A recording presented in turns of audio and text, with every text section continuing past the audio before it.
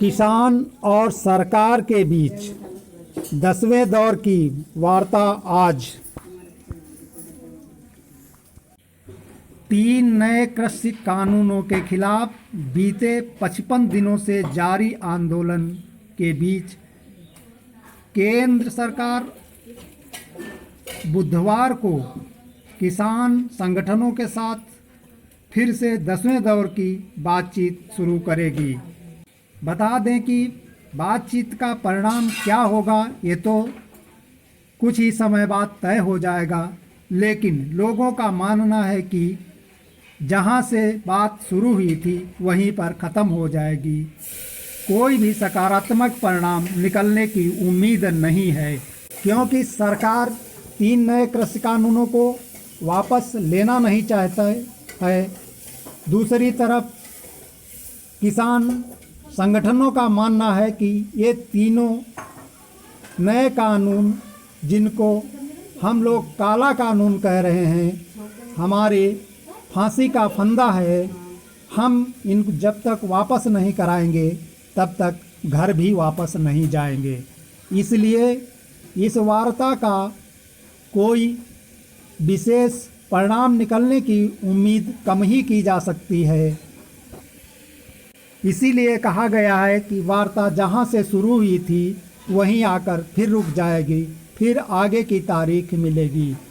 किसान 26 जनवरी को tractor rally तिरंगे के साथ निकालने पर पूरी तरह तैयार हैं, जिसको मनाने के लिए पुलिस नाकाम हो चुकी है।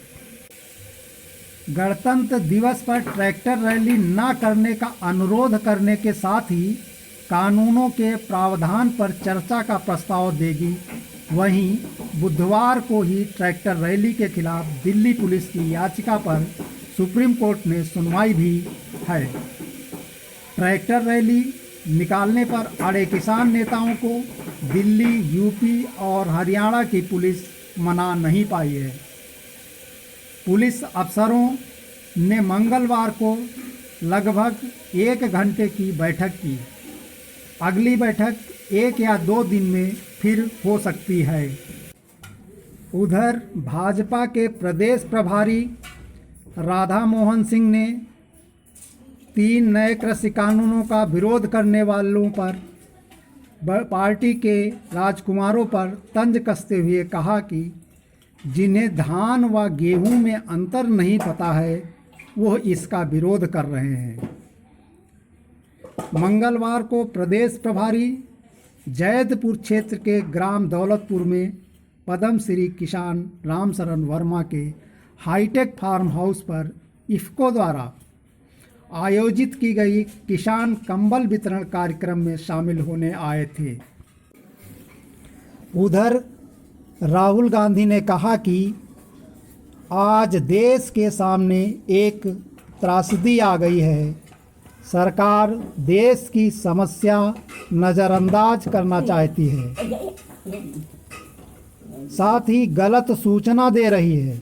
मैं अकेले किसानों के बारे में बोलने वाला नहीं हूँ। किसानों का संकट इस त्रासदी का एक हिस्सा मात्र है।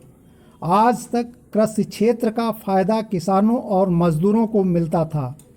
एक ढांचा था जिसमें मंडियां, आवश्यक वस्तु अधिनियम व कानून शामिल थे। नए कृषि कानून से 3-4 लोगों के हाथों में देश की पूरी खेती का ढांचा चला जाएगा। कुछ लोगों को फ़ायदा पहुंचाया जा रहा है। किसानों को न थकाया जा सकता है, ना ही बेवकूफ़ बनाया जा सकता है। किसान पीएम मोदी से ज़्यादा समझदार हैं। देश में क्या हो रहा है यह सिर्फ किसान ही नहीं बल्कि मध्यम वर्ग पर भी हमला है। सरकार को इन कानूनों को वापस लेना होगा। पूर्व मुख्यमंत्री अखिलेश यादव ने मंगलवार को पार्टी मुख्यालय में सीतापुर, बलरामपुर, फर्रुखाबाद और बरेली के पूर्व प्रधान, पूर्व ब्लॉक प्रमुख और पूर्व भाजपा पदाधिकारियों को पार्टी की सदस्यता दिलाने के बाद मीडिया से बात कर रहे थे।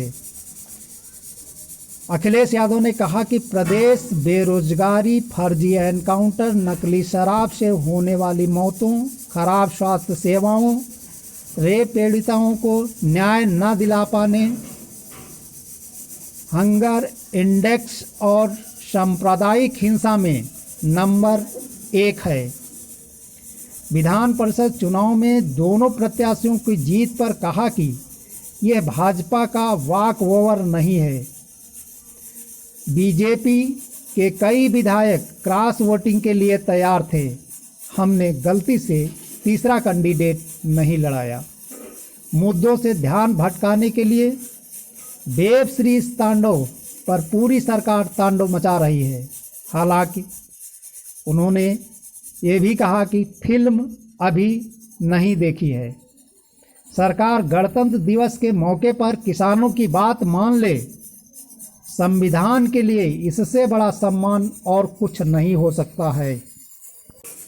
उधर सपा संरक्षक मुलायम सिंह यादव मंगलवार की दोपहर सपा दफ्तर पहुंच गए।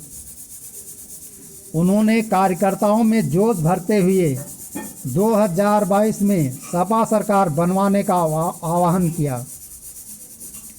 नेताजी ने कहा कि हमारी पार्टी की सरकार ने जो भी वादे किए थे उसको पूरा किया। हमने युवाओं को रोजगार देने का वादा किया था और रोजगार दिया भी। जिन लोगों को रोजगार नहीं दे पाए थे उन्हें बेरोजगारी भत्ता दिया। कहा कि सपा का मूल मंत्र समता और संपन्नता है। जो काम सपा सरकार ने किया वो आज तक दूसरी सरकारें नहीं कर सकी। यह अच्छी बात है कि अधिक से अधिक युवा सपा के साथ जुड़ रहे हैं। कार्यकर्ताओं के प्रशिक्षण पर जोर दिया। हमने वाराणसी, देहरादून और मुंबई में प्रशिक्षण शिविर लगाए थे। इससे पार्टी को विस्तार भी मिलता, इसलिए वहाँ भी प्रशिक्षण होना चाहिए। मुलायम जब सपा दफ्तर पहुँचे तो अखिलेश यादव प्रेस कॉन्फ्रेंस कर रहे थे।